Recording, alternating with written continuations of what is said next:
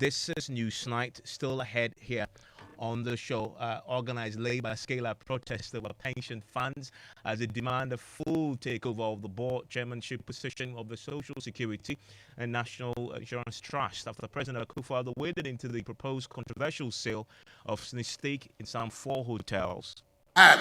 Bring into sharper relief the unnecessary controversy that was recently generated by Smith's efforts to offload non-performing assets in its hotel portfolio.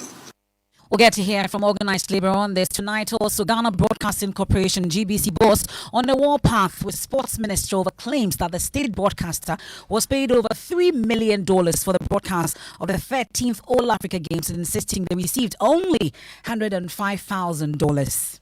And I can confirm that full payment I've made to GBC. I can't recollect the exact amount, but I know that it's in the excess of $3 million. Total benefit from the African Games was $105,000 equivalent. So the quest to find the remaining $2.8 million is on. We'll bring you details shortly. Also, the Ghana Cocoa Board justifies 3.4 billion cedis allocation for administrative expenses as it attributes the rising costs to ongoing cocoa rehabilitation program. The government, together with Cocoa Board, then decided to make major intervention, which we call the rehabilitation program. And once you have such a program, you have to spend. And if you are spending, definitely your administrative costs will go up. Plus, the Public Accounts Committee's demands for a total commitment from the board to complete 6 Cocoa Road projects that were cancelled due to the lack of funds. But 6, according to Table 6, of the road projects have been terminated, and the rest are being repackaged for complete. We also have the confession of the GES Principal Superintendent to receiving 15,000 cedis overpayment. Like we say in local settings, you have stopped the money. Mr. Sampson. Yes, please. You stopped the money. Yes, boss. I see. In business, banking consultant Dr. Benjamin Amwa describes Bank of Ghana's monetary tightening as prudent in stabilizing city, but worried about impact on the cost of credit in the country. The Sports FC Summertex president, Dr. Insenchiri, rallies support from Ghanaian public ahead of the team's second leg encounter at the Accra Sports Stadium in the CAF Champions League. And we'll get into the election headquarters where tonight the minority is demanding that the EC stops charging 50 pesos for the USSD verification of voter registration details as first day of the exhibition of the exercise records low numbers all over the country. They may continue with the use of the short code, but it must be at no cost to the people because the state has already funded that activity. That's the point I'm making. And so any extra charges in respect of this matter amounts to fleecing the people. That and more coming up in tonight's edition of News Night. Do want to join us with your thoughts and your comments via WhatsApp is 055-111-1997. We're live on X Spaces. You can leave your comments there as well. Also on Facebook Live on Love 99.5 FM in Kumasi. Also on myjoyonline.com. Details after the break. Of course, yes. And you're still live, your News Night is on Joy 99.7 FM. There's been a major development on the front of getting the NDC to sign a peace pact ahead of the December 7 elections. And MFR, while you were away, a major development on this last week when the national chairman of the NDC was on PM Express and announced that the party will not be signing a peace pact because he's simply unhappy with the conduct of the Peace Council and others, including the National Catholic Secretariat, on the subjects around the killing of individuals in the Techiman South constituency in the last elections, but also issues around the Yawaso West Wagon by-elections commission report that was put before the government. They believe nothing has happened on that, but also what he believes to be the victimization of some NDC activists across the country. Today, they've laid before the Peace Council in a formal meeting 6 conditions for signing this peace pact, and it includes having the president publicly declared that he will respect the will of the people at the end of the elections this year, but also getting him, the IGP, the Chief Justice, the National Security Coordinator to all sign that document before it comes to the NDC for consideration. It also includes transparency as far as the missing biometric verification devices with the EC is concerned, and the full prosecution of all persons found culpable in the killing of the Techiman South constituents in that elections in 2020. We've been speaking to George Amu, who is Executive Secretary of the National Peace Council, who says he will attempt to negotiate these conditions. So will the NDC accept a negotiation of the conditions? Let's speak to Dr. Peter Boamo-Tokunor, who joins us right now. He is a member of the 2024 Manifesto Committee of the party. Thank you very much, Dr. Tokunor, for your time here on Newsnight. I believe you heard George Amu, who is Executive Secretary of the National Peace Council. They've heard you. They believe your concerns are legitimate, the conditions are legitimate, but they want to negotiate. Is there room for negotiations around these 6 conditions?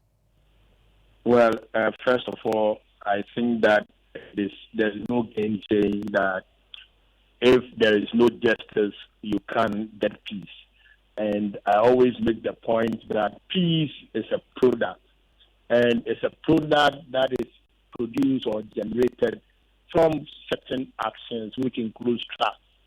And when you don't engender trust, you cannot even lead peace in the first place. And I feel a little bit worried the tone and the narrative that George Amu was trying to present.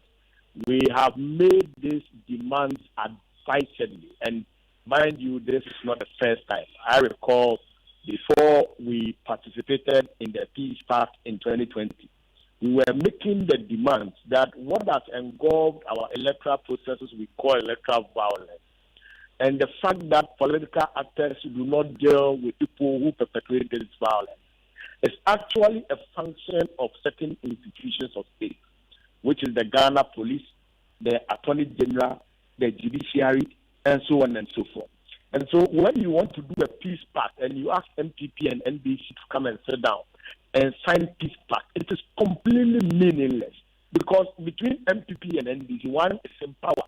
And whilst in power, one controls the police, one controls the Attorney General. And if the Attorney General decides that he's not going to prosecute anything, you have signed a pact with party, but the government is different. Well, Johnson so we demanded in 2020 that as part of the peace pact, all these institutions of state participate in the pact, and they refused. Well, it went back and forth, and to some extent, we had to agree and we signed. And so there was negotiation at the time, and we agreed and signed. Then fast forward, see what happened in 2020. 8 people were killed. There was widespread violence, widespread irregularities. The Electoral Commission declared the elections almost 10 times. There was total confusion. Now, what we are saying now is that from the experiences of 2020 and even beyond before 2020, signing of peace pact in itself does not yield peace in the elections.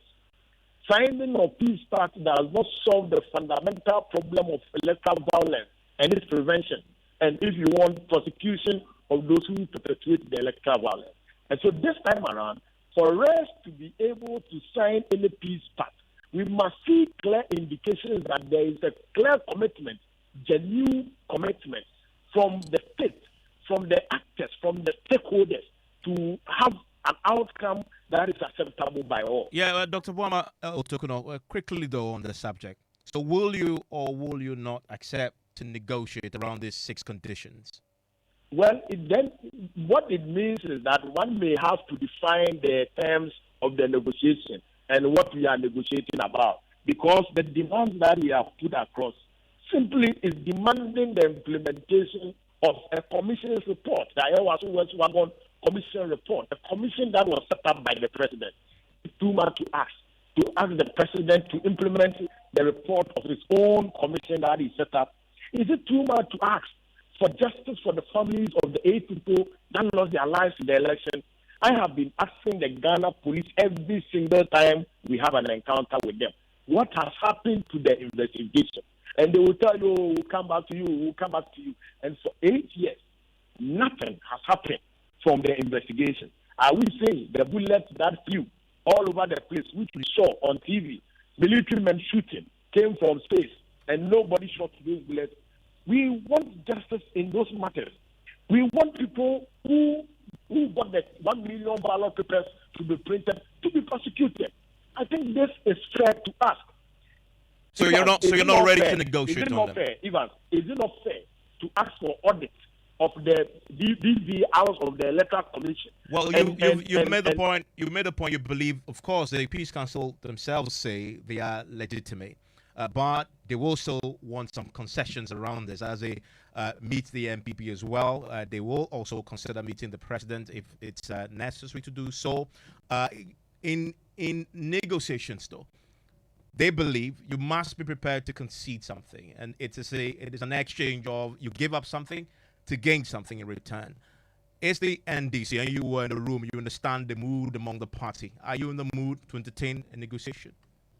Evans, which one do we concede on out of the 6 demands that we have made? So non-negotiable then. All 6 non-negotiable. Evans, let me break down further for you to see the picture clearly. Do we concede on justice for the 8 people that lost? Do we concede on the implementation of our Swaggle report? Do we concede on auditing the IT systems of the Electoral Commission? And do we concede that the president should declare that you accept the results? Or you want us to concede that all these state institutions who are key stakeholders in bringing justice to play in our elections are irrelevant in signing the peace pact? Tell us which one we should concede. and perhaps that may be a step forward. Issues on that subject, main and important. On that subject, though, we heard George Amu say that the Interior Minister has openly declared the stance of government on the subject of whether they respect the outcome after December 7 or not, and that they are committed to it. If you're not taking his word for it, today the president was speaking publicly at a function in front of organized labor, and this is what he said on that. As we approach the electioneering season, I want to assure you that Ghana will emerge peaceful and more united after the 7th December elections. However, we must not allow complacency to set in, given the insecurity within West Africa. We have a duty to partner with and support our security and intelligence agencies to prevent any threats to the peace we enjoy. We must work diligently to secure our borders and maintain peace and security during this critical period. I have been and will always be for peace, and I encourage all citizens and organizations to do the same by rejecting the threats of misinformation and disinformation. I will help ensure the conduct of free, fair, credible, and transparent elections. It is the will of the Ghanaian people, freely expressed, and not the will of any candidate or political party, however desperate for power, that will prevail. The integrity of our electoral process is paramount, and we will take all necessary steps to secure it. The law against vigilantism will be strictly applied without fear or favor. And Dr. Peter Bomotokuno, that is the president there today. That is your 5th demand today. Does that meet the criteria you set today for him? Publicly declaring that he will accept the outcome. Evans, I didn't hear the president say that he will accept the outcome. And that is what we are demanding. Asiedu Nketia said to quote him that the president must declare openly that he will respect the will of the people. The president says it is the will of the people that will prevail, not any political party, not even his. Evans, you see, what the president said, for everybody who understands and reads and understands English, is not the same as what we are demanding. We are demanding the case where the president would say that he will respect the will of the people and hand over power when his party loses. And that's what we have not heard from the president. The president was just making the point that he will contest with the security services to make sure that the elections are done free and fair. That's what he has said. But he also said the will of the people will prevail. Committing to accept the results is a completely different thing. Like President Mahama did in 2016. Like President Rawlings did in 2000, like President Akufo-Addo did in 2008. President Akufo-Addo has never said that. And juxtapose that with the fact that his cabinet minister repeatedly has made public pronouncement that they will not hand over to any political party. Then you tell me that the interior minister, who is a colleague of the Minister of Agri is saying that they will accept the results, so we should accept that. How can we accept the pronouncement of the Minister of Interior when the President is there? Or, Iman, did you see Enrique sworn with the sword at the Independence Square as a president? We have a president, and it is only the president who has over power, not Interior Minister. Demanding is that we want the Interior Minister, the president, to declare that he will respect the mandate of the people and have over political power. Okay. Dr. Peter Obama Tokuno there. He is a member of the 2024 Manifesto Committee. Listen, I want to hear from you. You've heard the president. You've heard from Dr. Peter Obama Tokuno. You've heard from the national chairman of the NDC themselves. And you've heard from George Amu. He's the executive secretary of the National Peace Council. Give me your own verdict. 055-11-11997. We are signing peace pacts, but the ghost of the 13th All Africa Games is on rampage, is haunting everyone. Well, tonight, the Director General of the Ghana Broadcasting Corporation, Professor Amin Al-Hassan, is on a collision course with the Sports Minister, Mustafa Yusuf, over claims that he paid the state broadcaster over $3 million for its broadcast of the All Africa Games. While responding to a query from member of the Public Accounts Committee, Sam Nate George, about the payment status for coverage, the Sports Minister indicated that full payment had been made. Listen to what he said. You had an arrangement with GBC to cover the All Africa Games, right? Can you share with this committee how much that coverage was for and whether payment has been made for same? Yes, GBC was the official broadcaster for the African Games, the 13th African Games, and I can confirm that full payment have made to GBC. Do you have per chance what the amount was? I can't recollect the exact amount, but I know that it's in the excess of $3 million US dollars. You paid GBC in Yes. excess of $3 million US dollars for coverage of the All Africa Games. Yes. Chairman, I think that I would rest here, and maybe the next time GBC appears before us, because most of the technicians who worked on the All Africa Games have still not been paid. And so we wanted to ascertain if you have paid and how much has been paid. Chairman, I'm grateful. So that's what transpired at the Public Accounts Committee. Well, today, Evans, we've been hearing from the Director General of the Ghana Broadcasting Corporation, Professor Al-Hassan. He's been speaking on GBC Radio, that's Unique FM, and refuted the claim, saying they only received $105,000 to cover the operational cost of the coverage. I want to assure every Ghanaian and the public that GBC's total benefit from the African Games was $105,000 equivalent. Nothing more was paid as a benefit to GBC. And that payment of $105,000 was as support for the fact that we dedicated an entire channel 24 hours. We suspended normal programming for the GTV Sports Plus, and we dedicated it to the African Games. And for our role as the official broadcaster. That is what the Ghana Broadcasting Corporation was paid, and not in excess of $3 million US dollars. Specifically, can we break down what this money was used for? GBC. Yeah, how was it? When you suspend a channel's normal programming, there's an opportunity cost. So it's used to offset the cost of the not doing regular programs, so there's a loss of business. So it's important to point out that when you take an entire channel 24 hours for 2 weeks, it comes at a cost, and that was what the money was for. So it was for our operational, it was for our revenue, $105,000 US dollars, and not in excess of $3 million US dollars. Okay, originally, was that enough to actually cover what was provided? Was that enough to actually cover everything about coverage of the All Africa Games? Remember, and other matters.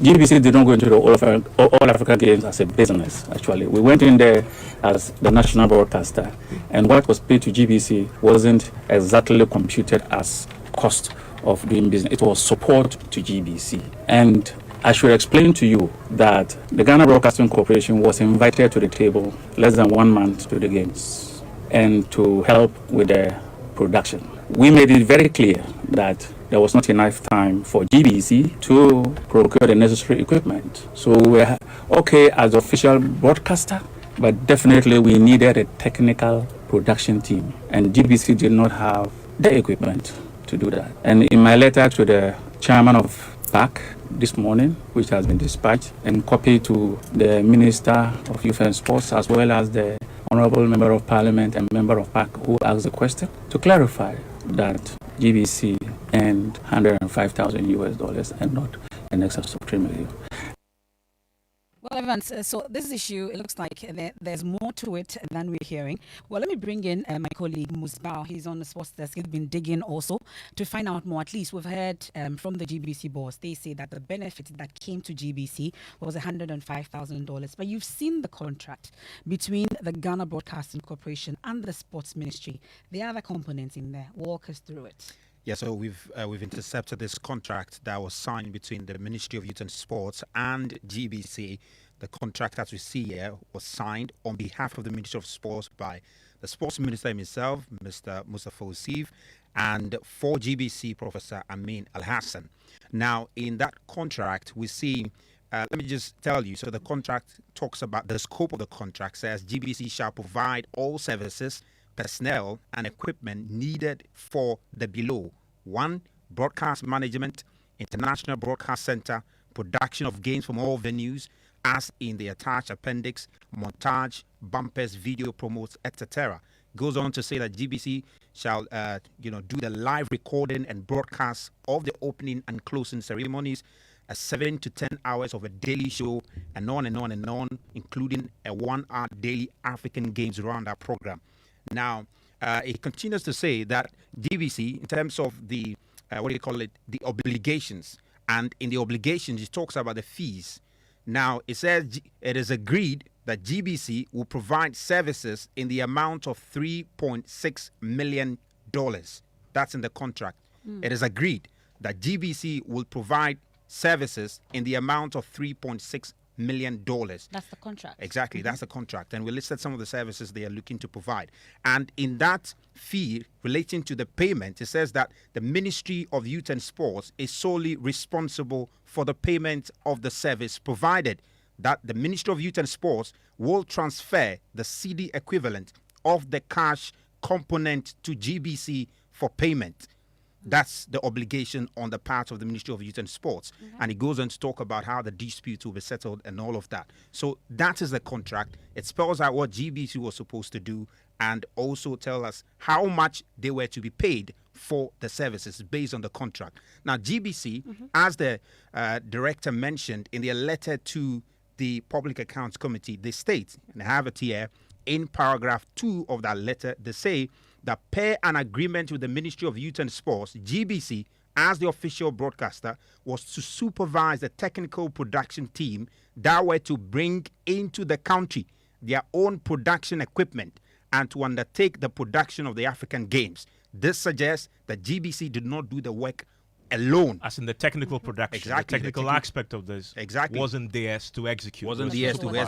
Theirs was to provide the airtime once the production had been done. Exactly. In this document too, they clarify that the technical producers have been paid in full. They've been paid in full. Did they say how much they were paid? So, to clarify, they say GBC wishes to put on record that there are no outstanding payments to local technicians who were engaged by GBC to work in the Africa Games. All payments to local service providers have been effected, and the staff were paid. Yeah. Right? So and then, but they, for their part, have only been paid $105,000. Exactly. So, and in that statement, they list the specific entities that the technical production was outsourced to, and they say one company called PGS, Quality Media Production, the production room. And they say that of the total payment made for the games, and which seem to suggest $3.6 million, they say GBC was only entitled to $105,000. That's what GBC says, that they were only entitled to $105,000 of the $3.6 million contract they signed with the Ministry of Youth and Sports.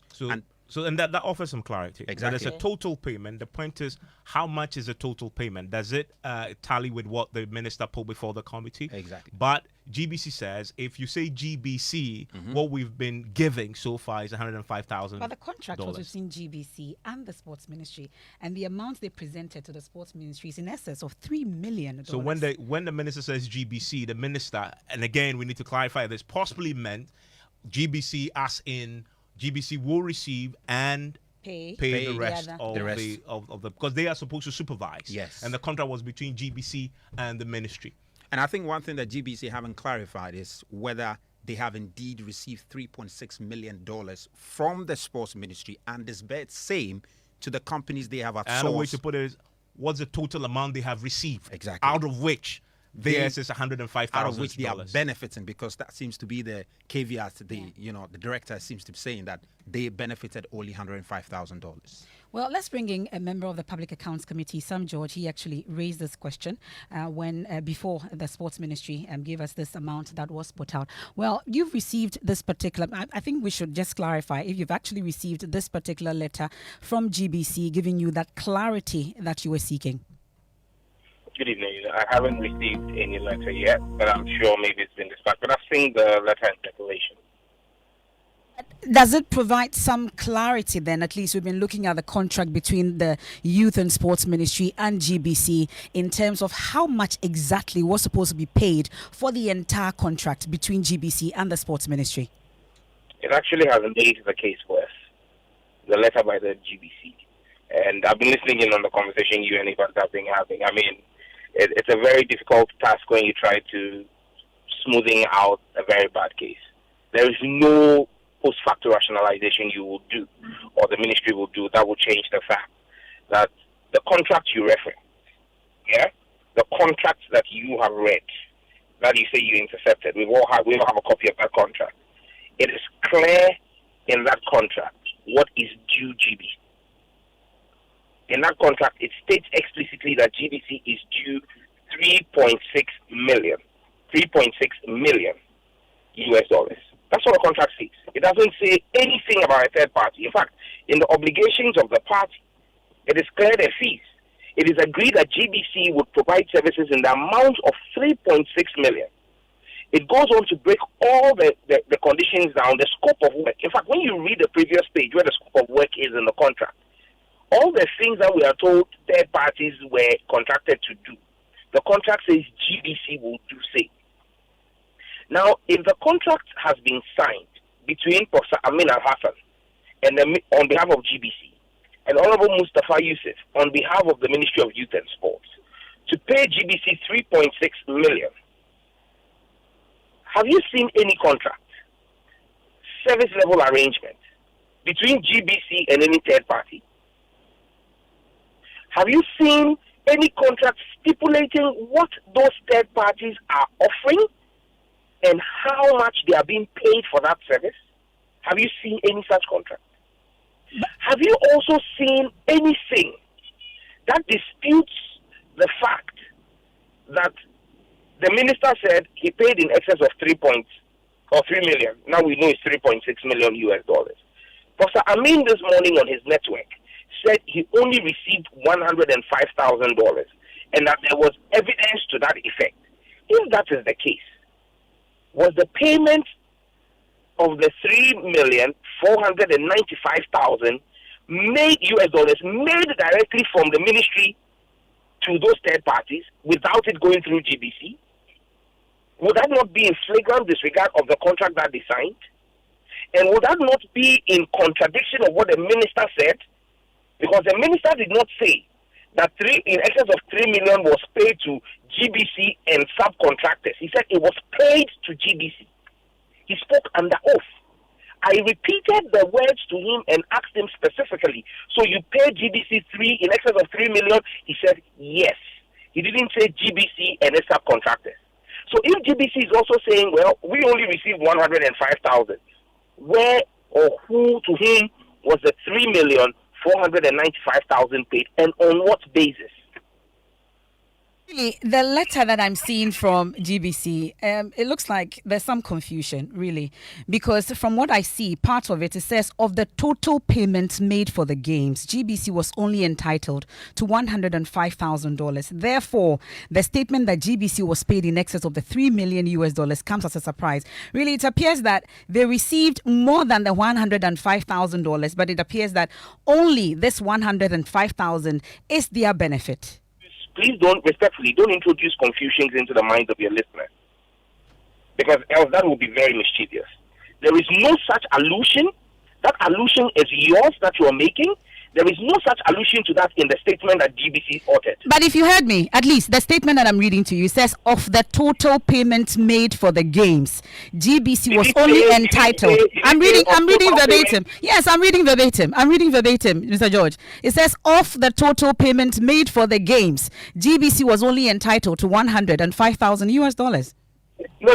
So listen, you're trying to introduce mischievously a very uncanny confusion here. How is that mischievous? How is that uncanny? This is the letter from the GBC to the Public Accounts Committee, Mr. George. The statement you are reading says that of the total payments made. It's not a statement. It's a letter to the Public Accounts Committee, Mr. George. Unfortunately, you say you have not seen the letter, but this is the letter to the Public Accounts Committee from the GBC I'm reading to you. I'm not introducing any mischief here.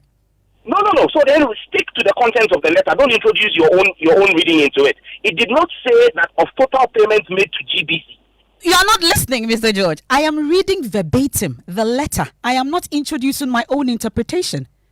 If you will let me make my point, but if you have formed your opinion, then we can end the interview.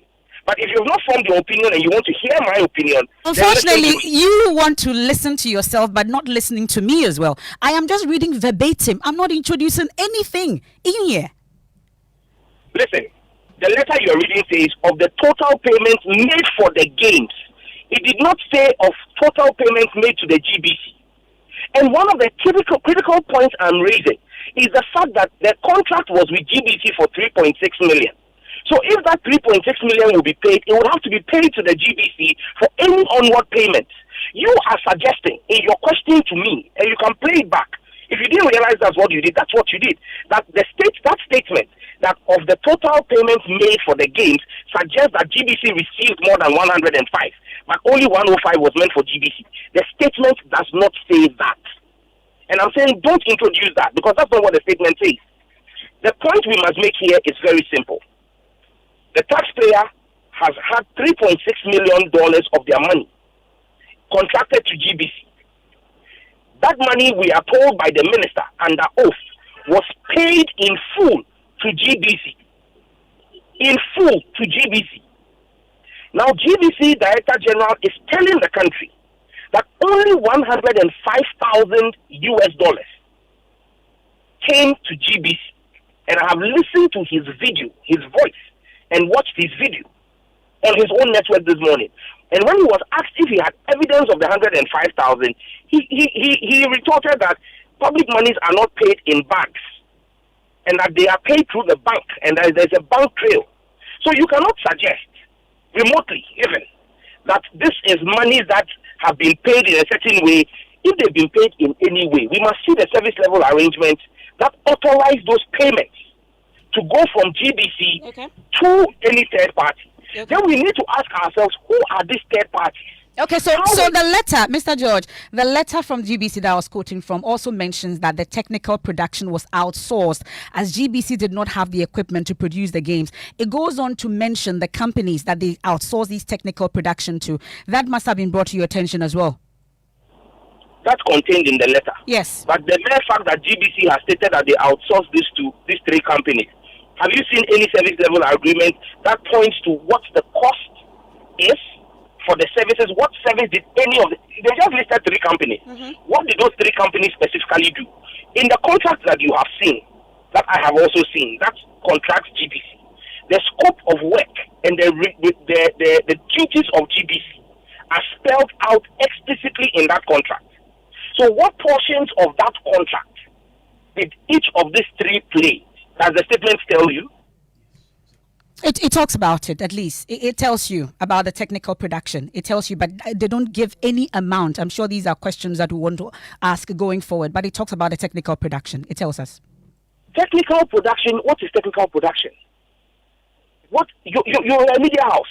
What is technical production? Is technical production the provision of cameras, or the provision of the technical people to run the cameras, or the live mixing of it? Technical production is a broad term. What specifically did they do to earn that amount? Look, you must be worried as a taxpayer that GBC as a state broadcaster signs a contract and third parties take 98% of the value of the contract, and GBC gets only 2%. How were these subcontractors picked? Where did they come from?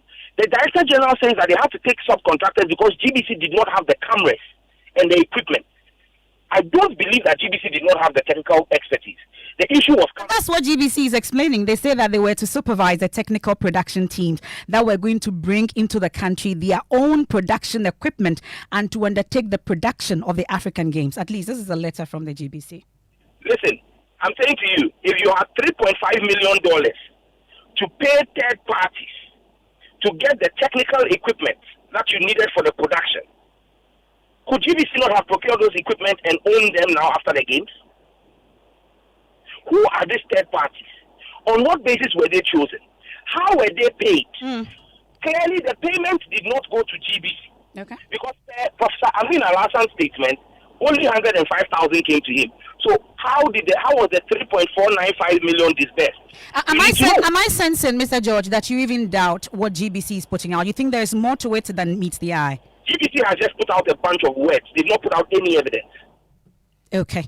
Well, we'll see how it goes. And I'm sure that definitely Mr. George will definitely raise this issue again. And since GBC has now written to the Public Accounts Committee on this matter, Evans, it appears we'll hear more on this particular clash between the GBC and the Sports Ministry. And now that the Public Accounts Committee is in the middle of all this, we'll get to the bottom of it. Let's do business now. An interesting George discussion. Yeah, and I think that what is at the center of this is the $3.6 million that has been paid, and then there's no ambiguity about it. So if the GBC says that out of this amount, this is what we received, $105,000. I think it's well, coming up in business, banking consultant Dr. Benjamin Amoa describes Bank of Ghana's monetary tightening as prudent to stabilize the city, but worries about the impact on the cost of credit and businesses. And Goko Board assures of measures have been implemented to put the organization on a strong footing after recent financial challenges. The business news on Newsnight is brought to you by MTN Business. Welcome. The Sports Ministry itself, they still have some questions to answer. I want to bring in the PA of the Sports Minister, Jamaldeen Abdallah, who joins us right now on the line. Jamaldeen, thanks for the time here on Newsnight. So, first off, how much exactly did you pay to GBC? Thank you very much, Evans. First of all, let me say a good evening to you and your team, and good evening to your cherished audience. I would like to make my statement based on the contracts, the facts and records available. If you go through the contract between Ministry of Youth and Sports and GBC, you'd clearly see that it's been stipulated in the contract that the amounts the ministry must pay to GBC to undertake the entire scope of work was $3.6 million. So have you paid $3.6 million to GBC? Which the minister indicated at the Public Accounts Committee yesterday that full payment has been made. Now, if you go by the statements or the letter written by the Director General of GBC to the Public Accounts Committee, where he copied the ministry or the Minister of Youth and Sports, you would clearly see that he's indicated that they didn't have the capacity to undertake the production or what is stipulated in the contract. Therefore, they engaged third parties. Then again, he comes to say, of all the payments made for the games, GBC was only entitled to $105,000. Clearly, this statement tells you that yes, they went into an agreement with the Ministry of Youth and Sports. They didn't have the capacity. They went in to bring third party, which the ministry played no role in it. And out of the 3.6 million, this is what was entitled to them. And very quickly, in the interest of time, so you have paid to GBC $3.6 million. As indicated by the minister and the stipulated by the contract. When did you become aware? We have fulfilled the contract obligation. When did you become aware? Just a second. When did you become aware that there were third parties involved in this? The ministry had an arrangement with GBC. If GBC decides to go in for a third party, I believe the contract indicates how the third party would be addressed or how the third party would be paid. It's all stipulated in the contract, which I'm pretty sure you have at hand. Everything that was done in line with the contract and the Constitution of Ghana. And Jamaldeen, very quickly, when did you make this payment to GBC? I don't have it offhand, but the ministry would release a statement to clarify all these issues. And when you made the payment, GBC in their statement never indicated that the ministry has not fulfilled its contractual obligation. Well, you also read in that letter, and it's not a statement, a letter to the Public Accounts Committee, just after they say that out of the total payments, they've only received $105,000. They also say that your statement that they've received more than $3 million is a surprise to them. Evans, the letter was written in English. And if you'd go by the English written, it says, and I quote, of the total payments made for the games, which the contract states is 3.6 million. Now, going back to the letter, GBC was only entitled to $105,000. Continue that line, because right after that, they also say, in fact, the chief executive says there directly that they are indeed surprised that you claim you paid them more than $3 million. Therefore, the statement that GBC was paid in excess of $3 million US comes as a surprise. Exactly. Yes, the statement equally says that of the total payments made for the games. Well, Jamaldeen, we should ask ourselves, what is the total payment made for the games? And you've clarified that you indeed pay them $3.6 million, the total contract sum. So the third party they brought on board, that they indicated this should go to this person, this should go to this person, was not our sole directive or sole decision. Okay, Jamaldeen, thank you very much. I mean, both of you, GBC is a state entity. GBC is a state entity. You are the Ministry of Youth and Sports. How do you resolve this? Well, I believe we don't have an issue with GBC. Their letter clearly indicates that, yes, they also engaged third parties and they were obliged to fulfill whatever agreements they had with the third party. Okay, Jamaldeen, thank you very much there. So that's Jamaldeen. He is the personal assistant to the Youth and Sports Minister on this controversy. So the ministry insists they paid $3.6 million to GBC. The question to GBC is, did they take part of that, less $105,000, to pay for the consultancy that they've obviously outsourced to these three third parties? Is a question that GBC will need to clarify, but that's it for Newsnight tonight. And we'll look forward to the Public Accounts Committee sitting tomorrow. James Aveji will be there for us. We'll get all the details. Well, it's time to get out of here, and Dubia Breachum is up next with the gigs. What are we talking about tonight? This evening, we are going to be discussing how we can solve some of the payments platform challenges that we have here in Africa. We are meeting with the TBD team again. We've met with them somewhere last 2 or 3 months. We'll meet with them again. We're listening. And that's it for Newsnight. I am MF Apau. And my name is Evan Spencer.